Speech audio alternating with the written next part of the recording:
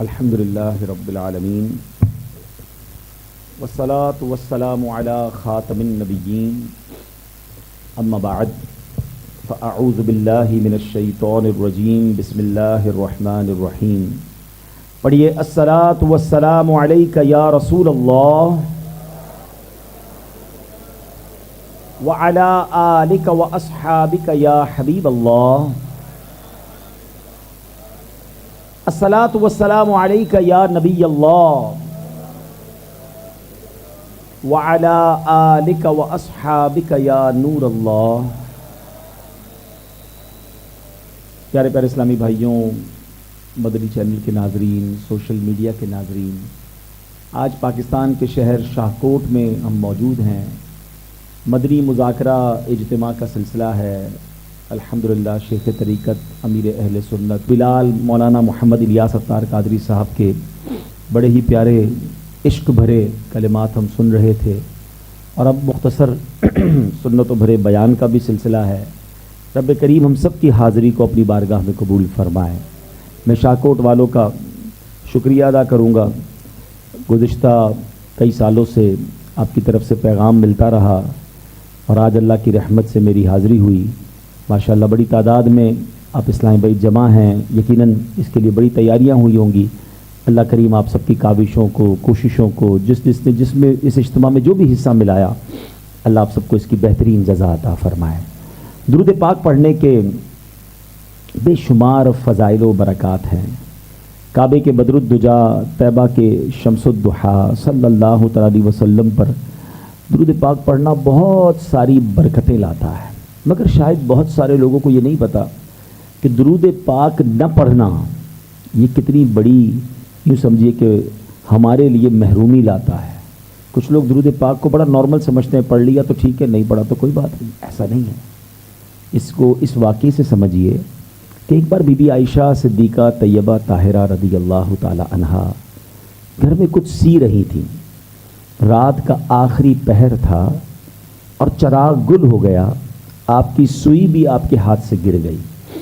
ابھی اتنی ساری لائٹیں جل رہی ہیں، ابھی سوئی گر جائے تو ابھی ڈھونڈنا مشکل ہے. اندھیرے میں، آدھی رات کے اندھیرے میں تو سوئی نہیں تلاش کی جا سکتی. مگر آپ فرماتی ہیں کہ اتنے میں میرے آقا مدینے والے مصطفیٰ صلی اللہ تعالی علیہ وسلم اپنا نور والا چہرہ چمکاتے ہوئے میرے کمرے میں تشریف لے آئے. آپ کتنے حسین ہیں. تو سرکار دو عالم علیہ الصلوۃ والسلام نے فرمایا کہ بد نصیب ہے وہ شخص جو قیامت کے دن میرا یہ چہرہ نہیں دیکھ سکے گا. اب ذرا غور کریں کہ یہ کتنی بڑی بد نصیبی ہے. نبی پاک کا دیدار، وہ بھی قیامت کے دن نہ ملنا. سمجھ آ رہی ہے آپ کو کہ شفاعت دینی کس نے ہے، اللہ سے ہماری بخشش کروانی کس نے ہے، آب کوثر یا جام کوثر ہم نے حاصل کس سے کرنا ہے، سب کچھ تو نبی پاک سے لینا ہے. اور اگر آقا کا دیدار ہی کسی کو نہ ہوا تو وہ کہاں جائے گا؟ تو بی بی عائشہ نے فوراً پوچھا، حضور وہ محروم، وہ بد نصیب کون ہے؟ تو سرکار دو عالم صلی اللہ تعالی علیہ وسلم نے فرمایا بخیل ہے وہ شخص. بخیل کہتے کنجوس کو. تو بی بی عائشہ کہتی ہیں حضور کون ہے وہ بخیل؟ تو فرمایا وہ شخص جس کے سامنے میرا ذکر ہو اور مجھ پر درود نہ پڑھے، وہ قیامت کے دن میرا چہرہ نہیں دیکھ سکے گا. اب آپ غور کریں کہ جو لوگ درود پاک سے دور رہتے ہیں، بات مسیح مذاق گپ شپ سارا دن سوشل میڈیا پہ گزارنے کا ٹائم ہے، ٹائم نہیں تو درود پڑھنے کا ٹائم نہیں. ایسا نہ کریں. علماء بڑی پیاری بات کہتے ہیں کہ بندہ کم از کم روزانہ کوئی ایک پرٹیکولر تعداد میں، ایک مخصوص تعداد میں درود پاک ضرور پڑھا کرے. اب مثال کے طور پر یہاں محفل ہو رہی ہے، میں بیان کر رہا ہوں، آپ نعت سن رہے ہیں، بیان سن رہے ہیں، تو کئی بار ایسا ہوتا ہے کہ نبی پاک علیہ الصلوۃ والسلام کا نام ہم سنتے ہیں یا کہتے ہیں تو درود پڑھنا رہ جاتا ہے. تو علماء کہتے ہیں پورے دن میں اگر 100 بار 200 بار اللہ توفیق دے 313 بار درود پاک پڑھتا رہے گا، تو جو پورے دن میں کہیں نبی پاک پر درود پڑھنا رہ گیا تھا تو یہ اس کا آلٹرنیٹ ہو جائے گا، یہ اس کا قائم مقام ہو جائے گا. تو اپنی زندگی میں درود پاک کو شامل کیجئے. میں بھی نیت کرتا ہوں، آپ بھی نیت کریں کہ روزانہ کثرت کے ساتھ درود پاک پڑھیں گے. صلو علی الحبیب صلی اللہ تعالی علی محمد صلی اللہ علیہ وسلم. آج ماشاءاللہ مدنی مذاکرے کا ایک الگ رنگ تھا. ہر مدنی مذاکرے کا ایک اپنا رنگ ہوتا ہے. آج عشق مدینہ تھا، نبی پاک سے محبت کی باتیں تھیں، حج کی باتیں تھیں. نبی پاک علیہ الصلوۃ والسلام سے محبت یہ ہمارے ایمان کے لیے کتنا ضروری ہے. آج ذرا اس بات کو ڈسکس کرتے ہیں کہ عشق رسول یہ ہمارے ایمان کے لیے کتنا ضروری ہے. سب سے پہلے تو یاد رکھیے کہ نبی پاک وہ عظیم ہستی ہیں کہ جن پر ایمان لائے بغیر ہمارا ایمان کمپلیٹ ہی نہیں ہو سکتا.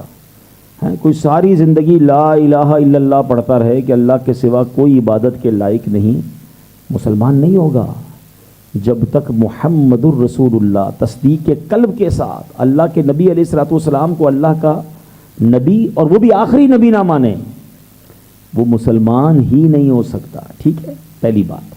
اچھا، پھر عشق رسول کتنا ضروری ہے.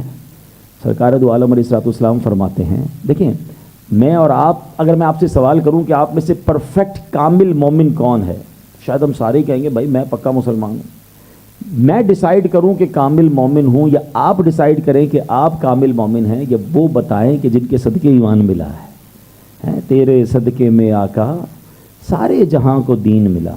تو پیارے آقا خود کیا فرماتے ہیں، حدیث پاک ہے، نبی پاک فرماتے ہیں لا یؤمن احدکم حتی اکون احب الیہ من والدہ وولدہ والناس اجمعین. نبی پاک فرماتے تم میں سے کوئی بھی اس وقت تک کامل مومن نہیں ہو سکتا. یعنی کامل مومن ہونے کا پیرامیٹر نبی پاک نے خود عطا فرمایا، پیمانہ ہے، اور یہ بخاری کی حدیث ہے. آقا فرماتے تم میں سے کوئی بھی اس وقت تک کامل مومن نہیں ہو سکتا جب تک میں اس کے نزدیک، اس کے والد، اس کی اولاد، بلکہ تمام لوگوں سے بڑھ کر محبوب نہ ہو جاؤں. یعنی کامل مومن بندہ کب بنتا ہے، جب ساری دنیا میں سب سے زیادہ اگر کسی سے پیار کرنا ہے تو کس سے کرنا ہے، اپنے آقا و مولا جناب رسول اللہ صلی اللہ تعالی علیہ وسلم سے کرنا ہے.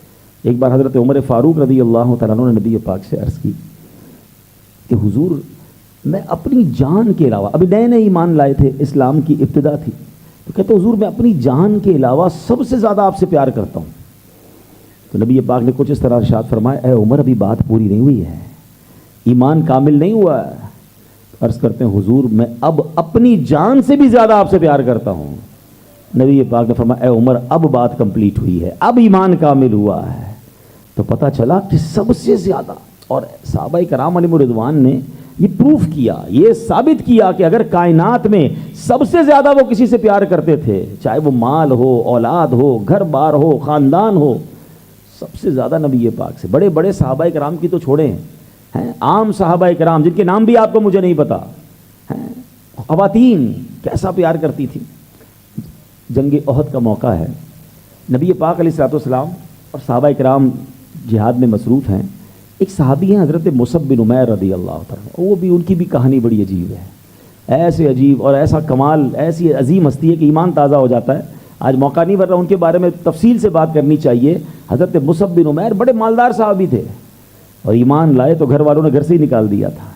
اور حضرت مصعب بن عمیر وہ عظیم صحابی ہیں جن کو مکے سے مدینے سب سے پہلے اگر کسی مبلغ کو دعوت اسلام دینے کے لیے نبی پاک نے بھیجا، حضرت مصعب بن عمیر تھے. مدینے میں جو لوگ ایمان لائے اس کا بہت بڑا کردار حضرت مصعب بن عمیر کا ہے. لیکن ایک اور کمال ان کا یہ تھا کہ وہ ہم شکل مصطفیٰ بھی تھے، نبی پاک سے ان کا چہرہ انور بھی بڑا ملتا تھا. اب جنگ احد میں کیا ہوا، وہ شہید ہو گئے.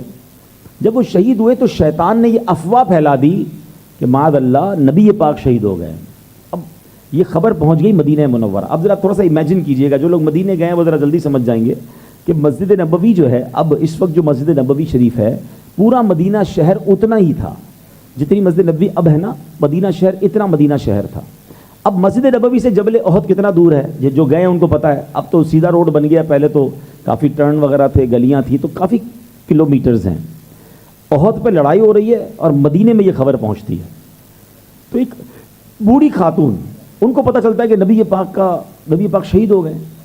وہ بے قرار ہو گئی اور دیوانہ وار احد کی طرف دوڑنے لگی. تو اس کو کسی شخص نے بتایا کہ تمہیں پتہ ہے جنگ کے اندر تمہارے والد شہید ہو گئے. کہتی مجھے کوئی پرواہ نہیں، بتاؤ میرے آقا کیسے ہیں. تھوڑا اور آگے گئی تو کسی نے کہا تمہیں پتہ ہے تمہارے بھائی بھی شہید ہو گئے ہیں. کہتی مجھے کوئی پرواہ نہیں، بتاؤ میرے آقا کیسے ہیں. مزید آگے گئی تو کسی نے بتایا تمہارے شوہر بھی شہید ہو گئے ہیں. کہتے مجھے کوئی پرواہ نہیں، بتاؤ میرے آقا کیسے ہیں. جب وہ غزوہ احد میں پہنچتی ہے تو صحابہ نے کہا کہ نبی پاک خیریت سے ہیں.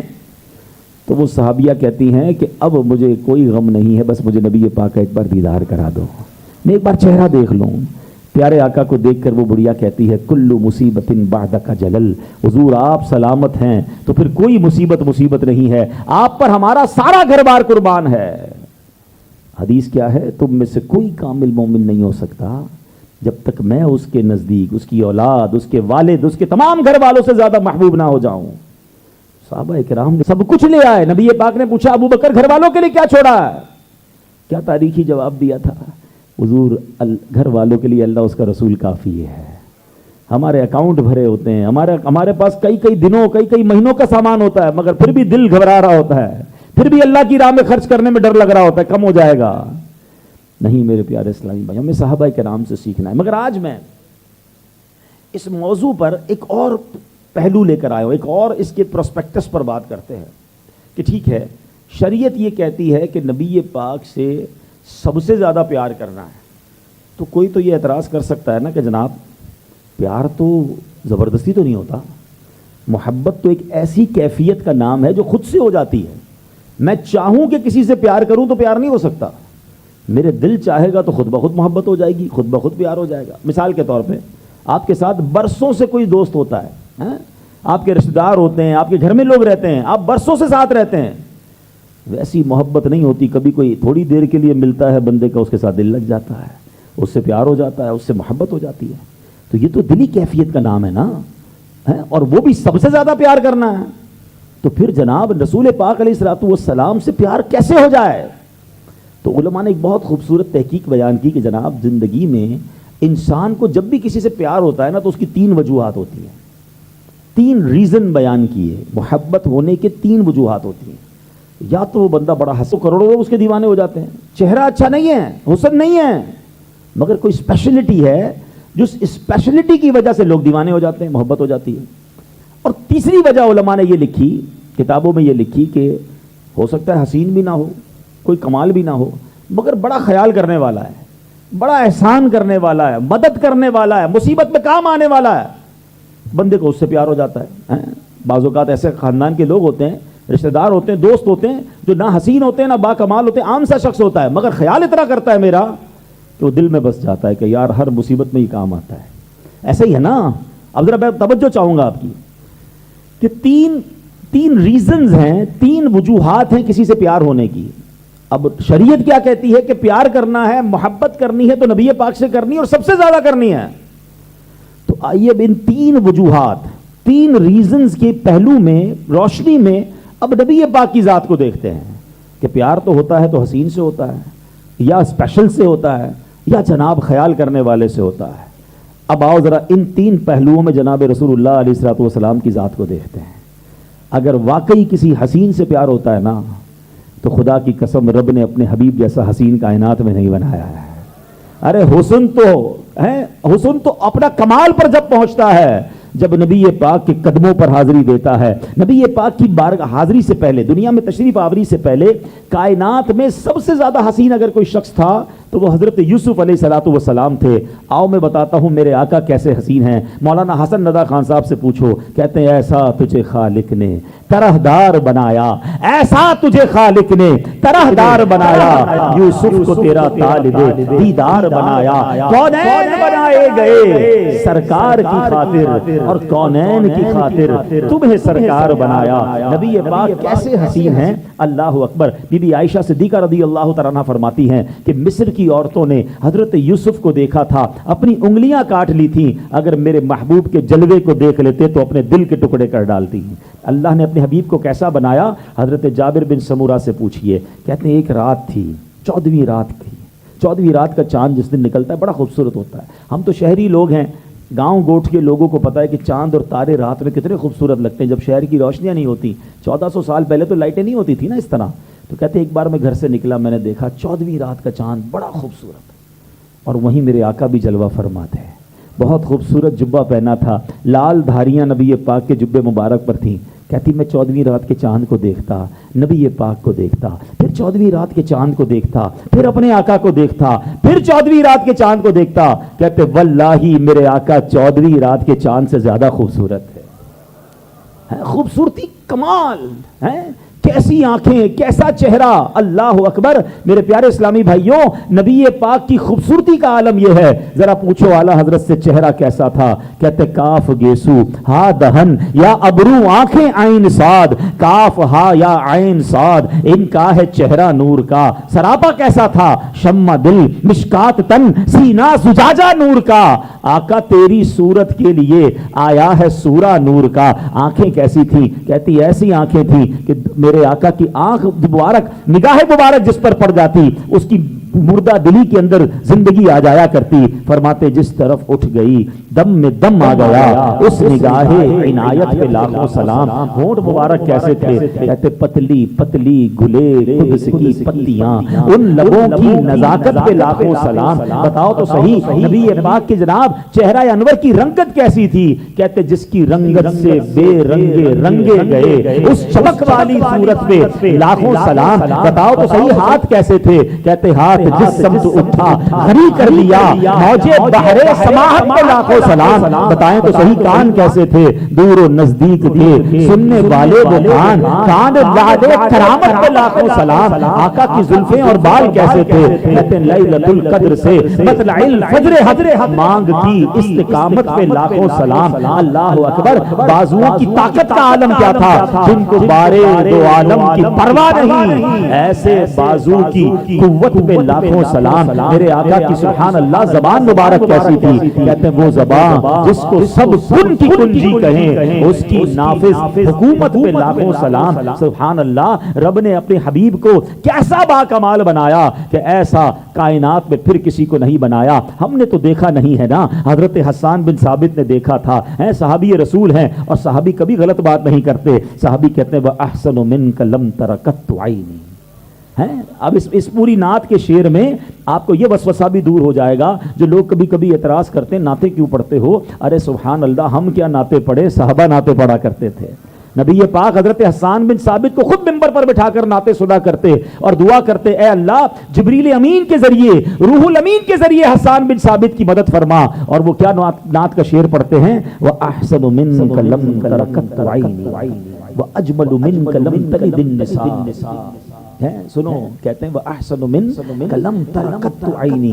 حضور آپ جیسا حسین میری آنکھ نے دیکھا ہی نہیں. وَأَجْمَلُ مِنْكَ لَمْ تَلِدِ النِّسَاءُ. یا رسول اللہ, اللہ نے آپ جیسا جمیل, آپ جیسا حسین کسی ماں نے جنا ہی نہیں ہے. ذرا رک جاؤ. حضرت حسان بن ثابت یہ پڑھیں اور آج اردو میں ہم پڑھیں کہ جیسے میرے سرکار ہے, ایسا نہیں کوئی. یہ تو جناب صحابی رسول کی نعت کا ترجمہ ہے. تو پھر پرابلم کیا ہے؟ آگے وہ کہتے ہیں خلقت مبرئا من کل عیب. یا رسول اللہ, اللہ نے آپ کو تمام عیبوں سے پاک پیدا فرمایا ہے. اور بریلی کے تاجدار اگر لکھ دے وہ کمال حسن حضور ہے کہ گمان نقص جہاں نہیں, یہی پھول خار سے دور ہے, یہی شمع ہے کہ دھواں نہیں. تو یہ تو حضرت حسان بن ثابت کی بات کو ٹرانسلیٹ کر رہے ہیں, مگر اگلی بات جو کی نا حضرت حسان بن ثابت نے وہ اور لیول کی کر دی. وہ کیا کہتے ہیں؟ کأنک قد خلقت کما تشاء. حضور اللہ نے آپ کو ایسا بنایا ہے جیسا آپ خود چاہتے. ہاں, بڑی گہری بات ہے. بنایا ہی ایسا ہے جیسا آپ خود چاہتے تھے. اور یہی بات تو بریلی کے تاجدار لکھتے ہیں. کیا لکھتے ہیں؟ خدا کی رضا چاہتے ہیں دو عالم, خدا کی رضا چاہتے ہیں دو عالم, خدا چاہتا ہے رضائے محمد. تو سبحان اللہ, میرے آقا ایسے حسین ہیں. اچھا جناب, دنیا کے کسی حسین سے پیار کرنا ہے, دنیا کے کسی حسین سے محبت کرنی ہے, چلو مقابلہ کر لیتے ہیں. مجھے بتاؤ جس حسین سے پیار کرتے ہو, دنیا کا جو سب سے زیادہ حسین بندہ ہے, ذرا دیکھو تو صحیح, اس کے پسینے سے بو آتی ہوگی, اس کے تھوک سے گھن آتی ہوگی. میں تو اس حسین کی بات کر رہا ہوں کہ جس کا پسینہ مشک کی خوشبو سے بھی زیادہ خوشبودار ہے. میں نہیں کہہ رہا, حدیث پاک میں ہے. نبی پاک کی بارگاہ میں ایک صحابی آئے, کہتے حضور بچی کی شادی ہے, عطر کی ضرورت ہے. پیارے آقا نے فرمایا کل آنا, ایک کھلے منہ والی شیشی لے کر آنا. وہ صحابی شیشی لے کر چلے گئے. نبی پاک نے انہی کے سامنے اپنا پسینہ نکالنا شروع کیا. صحابہ کا عقیدہ دیکھو, ان کا ایمان دیکھو. آرگیومنٹ نہیں کیا, ریکویسٹ نہیں کی کہ حضور عطر مانگ رہا ہوں, پرفیوم مانگ رہا ہوں, آپ تو پسینہ دے رہے ہیں. ارے دنیا والے پسینے سے بچنے کے لیے خوشبو لگاتے ہیں. بتاؤ نا, میں اور آپ خوشبو کیوں لگاتے लगाते ہیں, ہم اسپرے کیوں کرتے ہیں کہ میرے جو پسینے میں بو ہے وہ برابر والے کو تکلیف نہ دے, اور میرے آقا خوشبو مانگنے والے کو پسینہ دے رہے ہیں. اور فرمایا جاؤ اپنی بیٹی کو دے دینا, دلہن ہے نا اسے کہنا یہ استعمال کر لے. صحابی گھر لائے, پسینہ لائے, اپنی بیٹی کو دیا. حدیث کے الفاظ ہیں اس دلہن نے پسینہ لگانا شروع کیا, صرف کمرہ نہیں مہکا, اس پورے گھر کا مہک جو ہے وہ پورے مدینے میں خوشبو مہکنا شروع ہو گئی. حدیث کے الفاظ ہیں وہ گھر بیت المطیبین, خوشبوؤں والے گھر کے نام سے مشہور ہو گیا. سبحان اللہ. بتاؤ جس سے کسی دنیا کے اگر حسین سے پیار کرتے ہو کیا اس کے پسینے سے خوشبو آتی ہے؟ سنو میرے اعلیٰ حضرت کیا لکھتے ہیں, کہتے ہیں واللہ جو مل جائے میرے گل کا پسینہ, واللہ جو مل جائے میرے گل کا پسینہ, مانگے نہ کبھی عطر نہ پھر چاہے دلہن پھول, کیوں سرتاب قدم ہے تڑے سلطان زمن پھول, لب پھول بدن پھول سکن پھول دہن پھول. ایسے آقا ہے جس کا پسینہ بھی خوشبودار ہے. ارے چھوڑو صحابہ کرام کے دور کی باتیں, انہوں نے تو اپنے آنکھوں سے, کانوں سے اور ناک سے اس خوشبو کو سونگا تھا. کیسی خوشبو تھی کہ صحابہ کرام کو جب نبی پاک کو تلاش کرنا ہوتا کسی سے پوچھتے نہیں تھے آقا کہاں پہنچے ہیں. آج میں بچے کی سے شاہکوٹ آیا ہوں. شاہکوٹ جب ہم آ رہے تھے میرے ساتھ کوئی بھی آپ کے یہاں کے شہر کا بندہ نہیں تھا, ہم سارے اس علاقے کے باہر کے لوگ تھے, مگر خود ہی شاہکوٹ پہنچ گئے. پتہ کیسے پہنچے؟ ٹیکنیکل زمانہ ہے, ہم نے کہا لوکیشن بھیج دو, بلکہ لوکیشن بھی انہوں نے نہیں بھیجی, ہم نے خود ہی شاہکوٹ کی لوکیشن لگا لی, ہم پہنچ گئے. اس زمانے میں صحابہ کرام کے پاس بھی بڑا اچھا نیویگیشن تھا, لوکیشن سسٹم تھا. آقا کو ڈھونڈنا ہوتا پوچھتے نہیں تھے آقا کہاں گئے ہیں, گلی کے کنارے کھڑے ہوتے, خوشبو بتاتی تھی آقا ادھر سے گزر کے گئے. پوچھو اعلیٰ حضرت سے, کہتے ہیں انبر زمین عبیر ہوا مشک تر غبار. اس سڑک کا حال کیا ہو جاتا تھا؟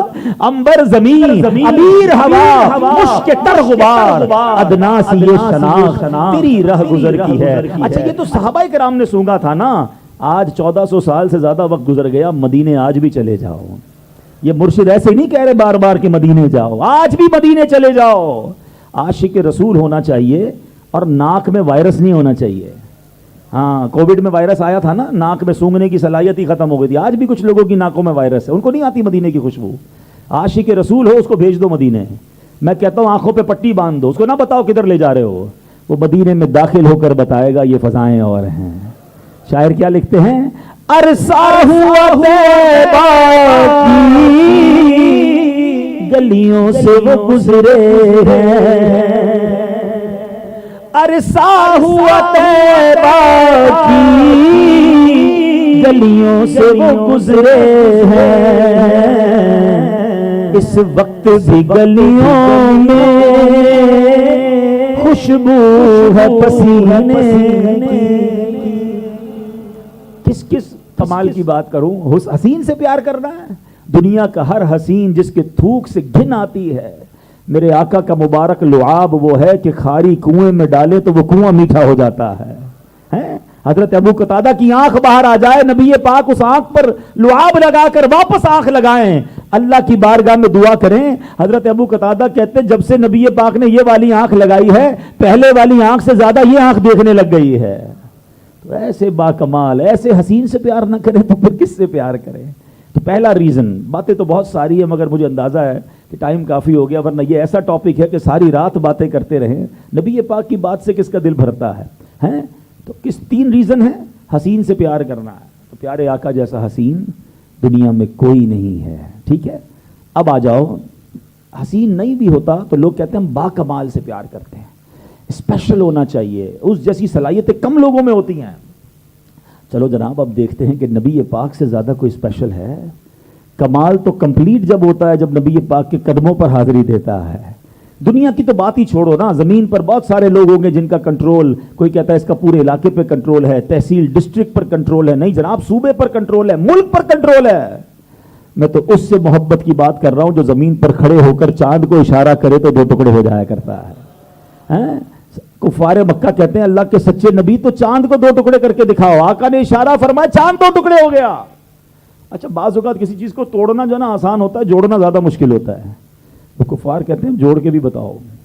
میرے آقا نے اشارہ فرمایا, چاند واپس جڑ جاتا ہے. کوئی ایسا اسپیشل جو زمین پہ کھڑے ہو کر چاند پر کنٹرول ہو؟ نبی پاک کی مولا علی کی نماز جا رہی ہے, دنیا نے دیکھا ہے کہ مغرب کے عصر کے بعد مغرب کا وقت ہوتا ہے, مغرب کے بعد عشاء کا وقت ہوتا ہے. مگر کمال دیکھو میرے آقا کی دعا ہوتی ہے مغرب کا وقت کے بعد عشاء نہیں، واپس عصر کا وقت ہو رہا ہے، سورج واپس آ رہا ہے، کیونکہ دعا کرنے والا کون ہے؟ وہ آپ کے پنجابی شاعر لکھتے ہیں نا، کر کے دعا سونا سورج نموڑدا، کر کے دعا سونا سورج نموڑدا، آپ چند توڑدا تے آپ چند جوڑدا، آپ چند چھوڑدا آپ چند جوڑدا، بگڑی بڑا میرے نبی دا اشارہ، بگڑی بڑا میرے نبی دا اشارہ، قسم خدا دی مینوں سب نالوں پیارا۔ کس کمال کی بات کروں، کیسا اللہ نے اختیارات دیے۔ ایک بار جمعے کا دن ایک صحابی رسول آئے، نبی پاک خطبہ دے رہے ہیں، کہتے ہیں حضور بارش نہیں ہو رہی ہے، قحط آ گیا ہے، ہمارے مویشی بھی پیاسے، ہم بھی پیاسے، کنویں بھی سوکھ گئے، حضور دعا کیجئے بارش چاہیے۔ صحابی رسول کا عقیدہ دیکھو، بخاری شریف کی حدیث ہی ہے، میں حدیث کا خلاصہ عرض کر رہا ہوں۔ صحابی خود دعا کر لیتے اللہ کی بارگاہ میں، بارش چاہیے تھی نا، نبی پاک کے پاس کیوں آئے؟ انہیں پتا ہے کہ جب یہ ہاتھ اٹھائیں گے تو کام پورا ہو جانا ہے۔ پیارے آقا نے دعا فرمائی، یا اللہ بارش عطا فرما۔ راوی لکھتے ہیں ابھی اس وقت مدینے میں ایک بھی بادل نہیں تھا، پورا اسکائے، پورا آسمان خالی تھا۔ نبی پاک کے ہاتھ اٹھنے کی دیر تھی، پہاڑ جیسے بادل آنا شروع ہو گئے۔ کہتے ہیں نبی پاک ابھی خطبہ دے کے ممبر سے نیچے نہیں آئے، موسلا دھار بارش ہونے لگی، اتنی بارش ہوئی کہ پیارے آقا جب ممبر سے نیچے آئے تو نبی پاک کی مبارک داڑھی سے بھی بارش کے قطرے گر رہے تھے۔ صحابی سارے خوش ہو گئے، گھر گئے، مگر ان کو پتہ نہیں تھا ہونا کیا ہے۔ جمعہ بارش، ہفتہ بارش، اتوار بارش، پیر بارش، پورا ہفتہ نان اسٹاپ بارش۔ اگلا جمعہ ہوا، پھر نبی پاک خطبہ دے رہے ہیں، راوی کہتے ہیں وہی صحابی یا کوئی دوسرے صحابی آگے کہ حضور کرم فرمائیں، بارش رکوائیں، ہم تو ہمارے کنویں بھر گئے، ہماری کھیتیاں ڈوبنے لگی ہیں۔ اگین کوسچن، اگین سوال، صحابی رسول کو بارش رکوانی ہے تو بھی نبی پاک کے پاس، بارش چاہیے تو بھی سرکار کے پاس۔ یعنی صحابہ جانتے تھے کہ واہ کیا جود و کرم ہے، شہ بطحہ تیرا نہیں سنتا ہی نہیں مانگنے والا تیرا۔ اب نبی پاک نے کیا کیا، اب ذرا اور کنٹرول دیکھیے، اتھارٹی دیکھیے، اللہ نے کیسا اختیار دیا۔ پیارے آقا نے صرف یہ دعا نہیں کی اللہ بارش رک جائے، اب ذرا سنیے گا، حدیث کے الفاظ سنا رہا ہوں۔ اللہ کے نبی نے کیا دعا کی، اللہم حوالینا ولا علینا، اے اللہ ہم پر بارش نہ برسے، اطراف میں برستی رہے، کیونکہ کھیتوں میں پانی کی ضرورت ہوتی ہے، کنووں میں ضرورت ہوتی ہے، شہر میں ضرورت نہیں ہوتی۔ تو نبی پاک نے یہ دعا کی اور صرف دعا نہیں کی، حدیث کے الفاظ ہیں، میرے آقا نے اپنا ہاتھ اٹھایا، جس طرف میرے آقا اشارہ فرماتے جاتے بادل کٹتا جاتا، بادل دور ہوتا جاتا۔ آقا نے اشارہ فرماتے فرماتے مدینہ منورہ سے بادل دور ہو گئے، راوی لکھتے مدینہ پیالے کی طرح ہو گیا، مدینے کے اوپر آسمان خالی ہو گیا۔ اب جو مدینے کے باہر سے آتا تھا کہتا باہر تو بارش ہو رہی ہے، مدینے میں بارش نہیں ہو رہی ہے۔ اللہ نے اپنے حبیب کو کیسا اختیار دیا کہ جدھر فرمائے بارش ہو، جدھر فرمائے بارش نہ ہو۔ اللہ اکبر۔ بریلی کے تاجدار نے اسی معجزے کی طرف کیا خوبصورت شعر لکھا ہے، آپ کہتے ہیں جن کو سوئے آسمان پھیلا کے جل تھل بھر دیے، آقا جن کو سوئے آسمان پھیلا کے جل تھل بھر دیے، صدقہ ان ہاتھوں کا پیارے ہم کو بھی درکار ہے، آقا ان پیارے ہاتھوں کا صدقہ ہمیں بھی عطا فرمائیے۔ تو اگر جناب آپ نے کسی اسپیشل سے ہی پیار کرنا ہے، کسی با کمال سے ہی محبت کرنی ہے، تو کائنات میں نبی پاک سے زیادہ با کمال کوئی اور نہیں۔ کتنے معجزات بتاؤں، کتنے کمالات بتاؤں۔ ابو جہل آیا تھا، بڑے کر و فر سے آیا تھا، ہاتھوں میں کنکر لے کر آیا تھا، کہتا ہے محمد صلی اللہ علیہ وسلم اللہ کے سچے نبی ہو تو بتاؤ میری مٹھی میں کیا ہے۔ بڑا کمال کا سوال تھا، یہی بتانا بڑی بات تھی کہ مٹھی میں کیا ہے، مگر نبی پاک کا جواب سنو، فرماتے ابو جہل میں بتاؤں تیری مٹھی میں کیا ہے، یا جو تیری مٹھی میں کنکر ہیں بتا دیں کہ میں کون ہوں۔ اور وہ کنکر کلمہ پڑھنا شروع ہو گئے۔ آپ ذرا سوچئے نبی پاک کے کمالات کا اور نگاہ عنایت کا عالم کیا ہے۔ اعلیٰ حضرت کہتے ہیں نا، سرے عرش پر ہے تیری گزر، دل فرش پر ہے تیری نظر، ملکوت و ملک میں کوئی شے نہیں وہ جو تجھ پہ عیاں نہیں۔ اللہ نے ایسا با کمال اپنے حبیب کو بنایا۔ تو اے میرے پیارے اسلامی بھائیوں، اگر با کمال ہی سے محبت کرنی ہے تو سرکار دو عالم علیہ الصلوۃ والسلام جیسا با کمال اس کائنات میں نہ آیا ہے نہ کبھی آنا ہے، کیونکہ رب نے اپنے حبیب کو کیسا بنایا ہے، تجھے یک نے یک بنایا، تجھے یک نے یک بنایا، اللہ نے ایسا بنایا پھر ایسا کسی کو نہ بنایا. سبحان اللہ. اب آئیے تیسرے ریزن کی طرف کہ جناب محبت ہوتی ہے تو حسین سے ہوتی ہے یا با کمال سے ہوتی ہے یا کسی خیال کرنے والے سے ہوتی ہے، کسی احسان کرنے والے سے ہوتی ہے. آج نوجوان بیٹھے ہیں، نوجوانوں کو پوچھو کس سے محبت کرتے ہو؟ کہتے فلاں کرکٹر سے کرتا ہوں، فلاں فٹ بالر سے کرتا ہوں، فلاں گلوکار سے کرتا ہوں. اپنے کمرے میں تصویریں لگا کے بیٹھتے ہیں. میں کبھی کبھی ایک بار 2-3 نوجوانوں سے پوچھا کہ یار بتاؤ اس جس سے تم پیار کرتے ہو تمہیں جانتا ہے؟ کہتے مجھے کیسے جانے گا بھائی، بہت بڑا آدمی ہے، بڑا مشہور آدمی ہے. اچھا کبھی اس نے تمہارا خیال رکھا؟ وہ میرا کیسے خیال رکھے گا جب جانتا ہی نہیں ہے؟ کبھی تمہاری فکر کی اس نے؟ کیسی بات کرتے ہیں مولانا صاحب، میری فکر کیوں کرے گا؟ وہ بہت مشہور آدمی، بڑا آدمی، مجھے پیار ہے اس سے، مگر نہ وہ مجھے جانتا ہے نہ میرا خیال کرتا ہے. میں تو اس سے محبت کی بات کر رہا ہوں کہ میں اور آپ پیدا نہیں ہوئے تھے. 1450 سال پہلے جب دنیا میں آئے تو دنیا میں آتے ہی سجدہ کیا اور اپنی امت کے لیے دعائیں کرنا شروع ہو گئے. رب حبلی امتی کہتے ہوئے پیدا ہوئے، رب حبلی امتی کہتے ہوئے پیدا ہوئے، حق نے فرمایا کہ بخشا الصلاۃ والسلام. ارے وہ ایسے کرم فرمانے والے آقا ہیں کہ ہمیں تکلیف ہو تو انہیں تکلیف ہوتی ہے. یہ میں نہیں کہہ رہا، قرآن مجید فرقان حمید کیا فرماتا ہے؟ لقد جاءکم رسول من انفسکم عزیز علیہ ما عنتم حریص علیکم بالمؤمنین رؤوف الرحیم. آسان ترجمہ قرآن کنز العرفان. بے شک تمہارے پاس تم میں سے وہ عظیم رسول تشریف لے آئے جن پر تمہارا مشقت پہ پڑنا ان پر بہت بھاری گزرتا ہے.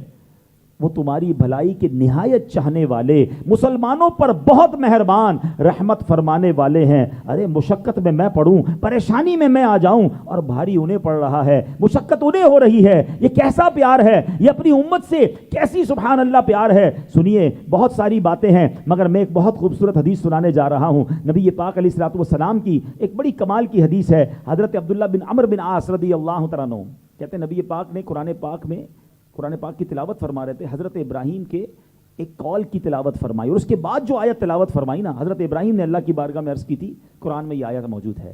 حضرت ابراہیم علیہ السلام نے اللہ کی بارگاہ میں عرض کی ان تعذبهم فانهم عبادک وان تغفر لهم فانک انت العزیز الحکیم. حضرت ابراہیم اللہ سے کیا عرض کرتے ہیں؟ اگر تو انہیں عذاب دے تو یہ تیرے بندے ہیں اور اگر انہیں بخش دے تو بے شک تو ہی غلبے والا اور حکمت والا ہے. نبی پاک نے جب یہ آیت پڑھی نا، حضرت عبداللہ بن عمرو بن عاص کہتے ہیں پیارے آقا پر گریہ طاری ہو گیا. آیت پڑھنے کے بعد رونے لگ گئے نبی پاک، ہاتھ اٹھائے اللہ کی بارگاہ میں اور کہنے لگے اے اللہ میری امت، اے اللہ میری امت. اللہ تعالیٰ نے جبریل امین سے فرمایا کہ میرے حبیب کی بارگاہ میں جاؤ اور جا کر پوچھو کیوں رو رہے ہیں. اللہ تو سب جانتا ہے نا، مگر جبریل امین کو بھیجا اور نبی پاک علیہ الصلوۃ والسلام کے پاس آ کر عرض کی کہ حضور کیا چیز آپ کو رلا رہی ہے؟ جب حاضر ہوئے تو نبی پاک نے بتایا کہ مجھے میری امت کا غم رلا رہا ہے، میری امت عذاب میں گرفتار نہ کر دی جائے. اللہ کے حبیب اپنی امت کے لیے گریہ فرما رہے ہیں. جبریل امین اللہ کی بارگاہ میں جاتے ہیں، کہتے حضور یا اللہ تیرے حبیب اپنی امت کے غم میں رو رہے ہیں. تو نبی پاک کو جبریل امین کے ذریعے پیغام دیا گیا کہ میرے حبیب سے کہو انا سنردیک فی امتک ولا نسوءک. فرمایا آپ کی امت کی بخشش کے معاملے میں ہم آپ کو راضی کر دیں گے اور آپ کو غمگین نہ کریں گے. اللہ اکبر، اتنا ہمارا خیال ہے.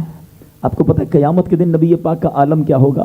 ایک صحابی رسول حضرت انس بن مالک کہتے ہیں میں نے نبی پاک سے پوچھا حضور قیامت کے دن میری جہاں ان کے سوا کوئی حامی نہیں ہوگا، ان کے سوا رضا کوئی حامی نہیں، جہاں گزرا کرے پسر پہ پدر کو خبر نہ ہو. ارے بیٹے پر گزرے گی، باپ فکر نہیں کرے گا، مگر آقا وہاں بھی مہربانی فرمائیں گے. اللہ اکبر. دنیا میں اگر ہمارا کوئی خیال رکھنے والا ہے، قبر میں جو ہمارا خیال رکھنے والا ہے، محشر میں جو ہمارا خیال رکھنے والا ہے، وہ سوائے رسول پاک علیہ الصلوۃ والسلام کے اور کوئی نہیں ہے. اگر واقعی کسی سے پیار کرنا ہے تو سبحان اللہ کے جو خیال کرنے والا ہو تو نبی پاک سے زیادہ امت کا خیال کرنے والا کون ہے؟ اے میرے پیارے اسلامی بھائیوں، آپ کو معلوم ہے نبی پاک علیہ الصلوۃ والسلام نے خود فرمایا کہ ہر نبی کو 3 دعائیں مجھے پیارا کا فرماتے کہ مجھے 3 سوال عطا فرمائے گئے، یعنی ایسی دعائیں کہ جو مانگو دیا جائے گا.